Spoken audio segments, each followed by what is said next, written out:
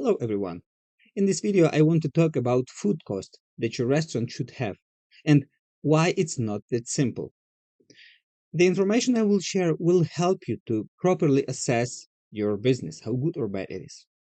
I am Maxim Dispark, the founder of Deglaze Profit program, and my mission is to help you turn your restaurant into a profit generating system. Let's get started. So, what food cost should your restaurant have? There is, let's say, rule of thumb where the food cost should be 30% of sales, labor cost should be 30% of sales, overhead should be 30% of sales, and profit, what's left, should be 10% of sales. In details, so what's food cost? This is the price of food ingredients, the price that you pay for food ingredients, beer, liquor, wine, and so on. Labor cost is payroll, salaried and hourly employees, unemployment insurance, other type of insurance, basically anything that's related to labor expenses. Overhead, this is everything, all expenses that are not in food cost or labor cost. So basically, some of them are fixed, like rent or equipment rent as well. But also there are other types of expenses that depends of amount of sales that you have, like credit card fees. So this is overhead, and the profit, everything that you this is basically your income that you can reinvest or take home. And why I'm saying that this is the rule of thumb, because this is the generic approach that helps you to start from something. Like, oh, if I would have 30% of food cost, 30% of labor cost, and 30% of overhead, and I will keep my business in those ranges, I will have profit 10%, if you would be able to do that. And this is the good target to start from. But the thing is that such ratio doesn't work for many restaurants. I mean, the restaurant could be profitable, could be the restaurant business could be good and profitable, and business could grow, but that ratio could be different.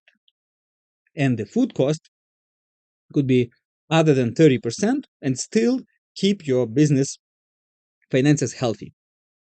So, what are alternative examples?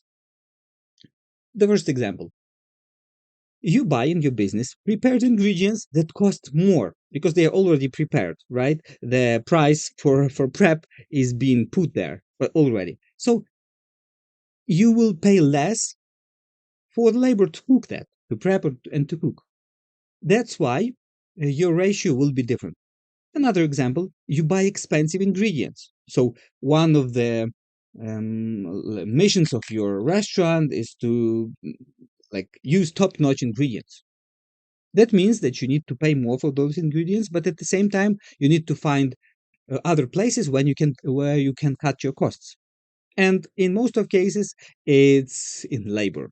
So you buy cheap ingredients. This is the third example. You buy cheap ingredients, but it takes great efforts to prep and cook.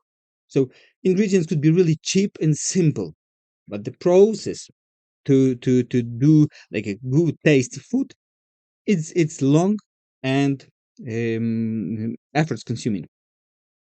That's why the that default ratio 30 30 30 and 10 doesn't always work.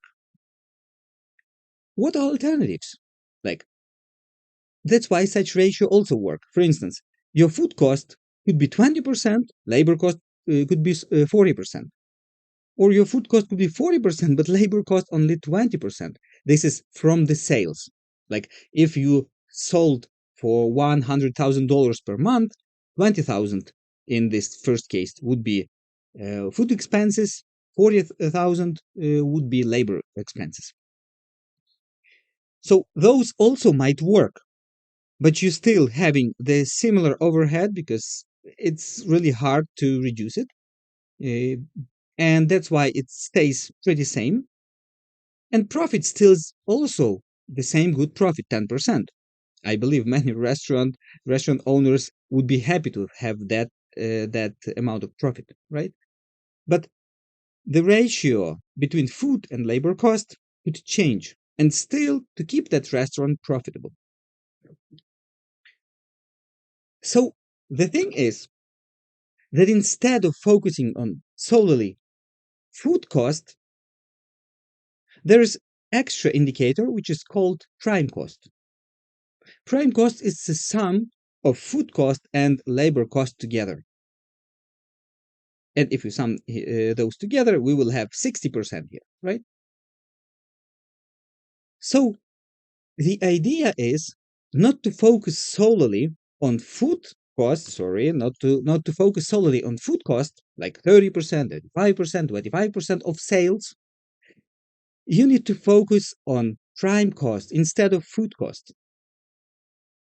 Because depending on the approach that you have in your restaurant, depending on your business model, the ratio, again, ratio between food cost and labor cost would be different.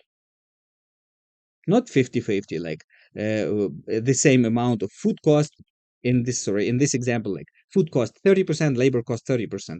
It's 50-50, right? But the ratio could be different, 20 to 40 or 40 to 20 in prime cost. And when you start focusing on prime cost, you can keep your business model as you initially have in your vision, but still keep business safe and profitable. And that's why when you focus on prime cost, those are indicators that shows is your business good or bad, like financial situation is good or bad. If you have prime cost 65% or more, this is the bad situation. If you have prime cost 60%, that's good. That allows you to have 20%, or sorry, 10% of profit, right? And if you have 55% of prime cost, which is together food cost plus labor cost, this is excellent. That's why you should focus on prime cost instead of food cost. So, if you want to know more how we can help you with your restaurant to increase the profit or in general financial situation of your restaurant, please go to the description of this video and find the first link and click there. You will find all the information there. Otherwise, that's it for this video. I'm glad you watched till the end. I hope that will help you to change your focus a bit in your business and make it more profitable with those advices. And I wish you to increase your profit without increasing your stress. Please click thumb up and subscribe, and we'll see you in the next video. Bye.